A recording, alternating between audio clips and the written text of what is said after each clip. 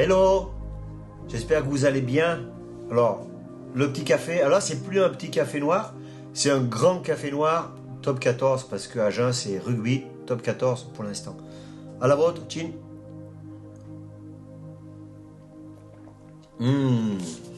Sympa. Donc ce matin, ce que je vous propose, c'est qu'on fasse un voyage, qu'on prenne la parole de Dieu, et puis on va passer plusieurs matinées ensemble pour étudier la Bible. Et j'avais à cœur vraiment de voir avec vous, c'est quoi l'œuvre de la croix. Parce que bien souvent on parle de la croix, Jésus-Christ mort, ressuscité, mais il n'y a pas que simplement le fait qu'il soit mort et ressuscité comme quelque chose qui a marqué notre temps.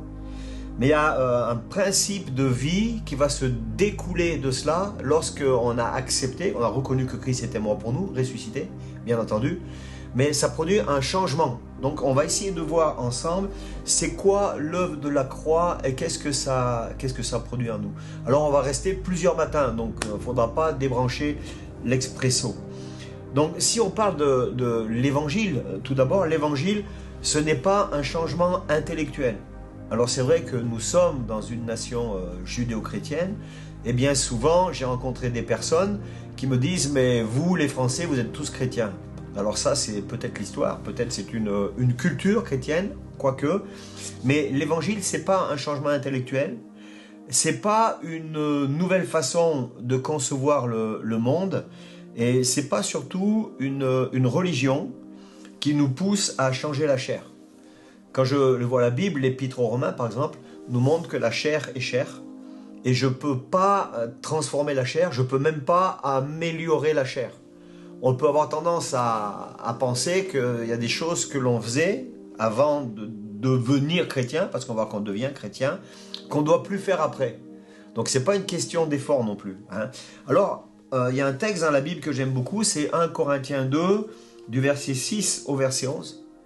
Il est dit, « Cependant, c'est une sagesse que nous prêchons parmi les parfaits, sagesse qui n'est pas de ce siècle, ni des chefs de ce siècle qui vont être anéantis.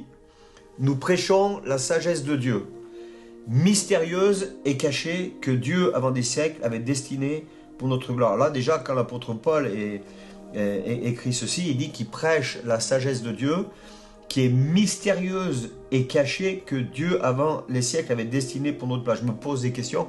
Comment est-ce qu'on peut prêcher quelque chose qui est mystérieux et caché? Alors, c'est une réflexion. Et on va essayer de répondre ensemble à cette réflexion. Alors après, il va un peu plus loin pour expliquer cette sagesse. Il dit « Sagesse qu'aucun des chefs de ce siècle n'a connue, car s'ils l'eussent connue, ils n'auraient pas crucifié le Seigneur de gloire. Mais comme il est écrit, ce sont des choses que l'œil n'a point vues, que l'oreille n'a point entendues, et qui ne sont point montées au cœur de l'homme, des choses que Dieu a préparées pour ceux qui l'aiment. » Là, il y a encore un mystère de prêcher finalement des choses que l'on n'est pas censé connaître naturellement. Il est dit que Dieu a préparé pour ceux qui l'aiment. Donc Dieu nous a préparé des choses pour nous. Enfin, la même Bible dit qu'il aime tout le monde.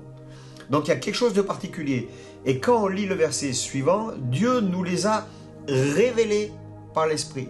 Donc le Saint-Esprit, l'Esprit de Dieu, vient pour nous révéler quelque chose, car l'Esprit sonde tout, même les profondeurs de Dieu.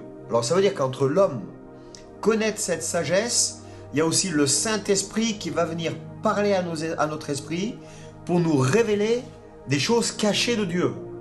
Alors ça c'est un grand mystère.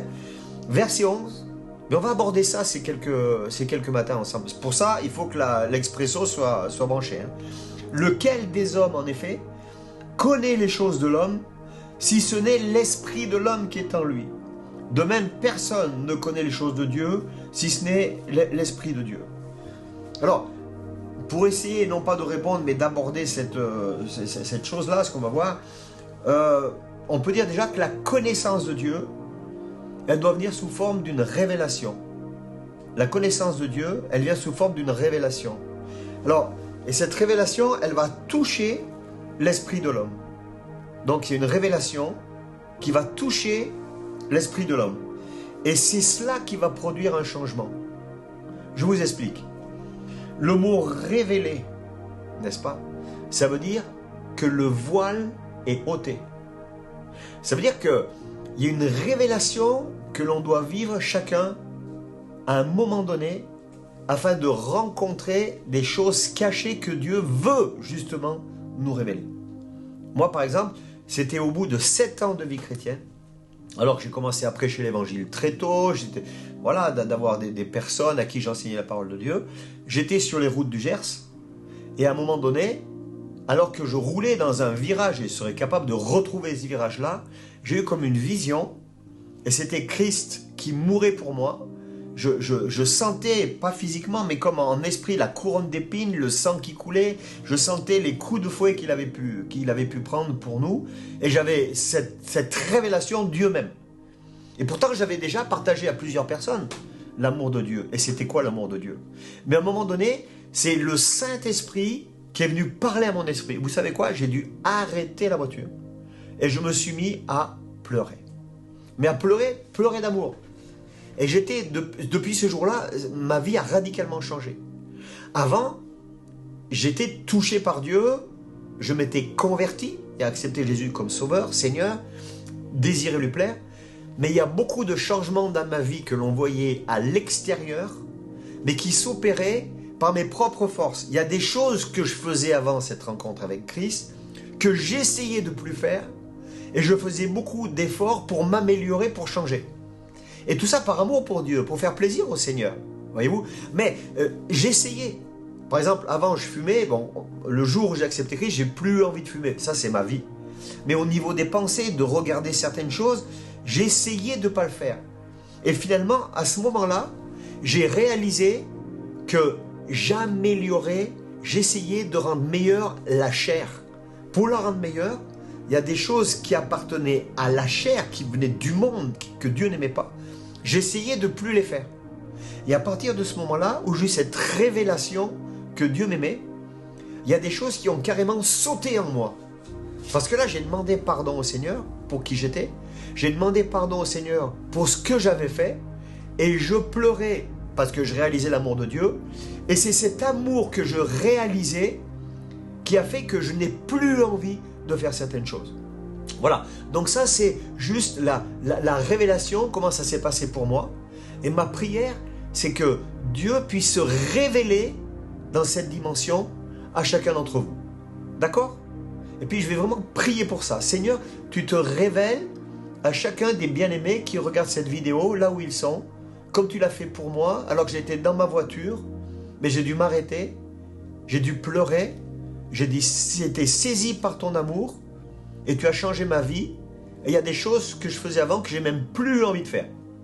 Et Seigneur, viens toucher par ton amour chacune des personnes qui est ici ce matin. Au nom de Jésus. Amen. Ok? Et puis on se dit à très bientôt avec le petit café et puis la parole de Dieu. À très vite.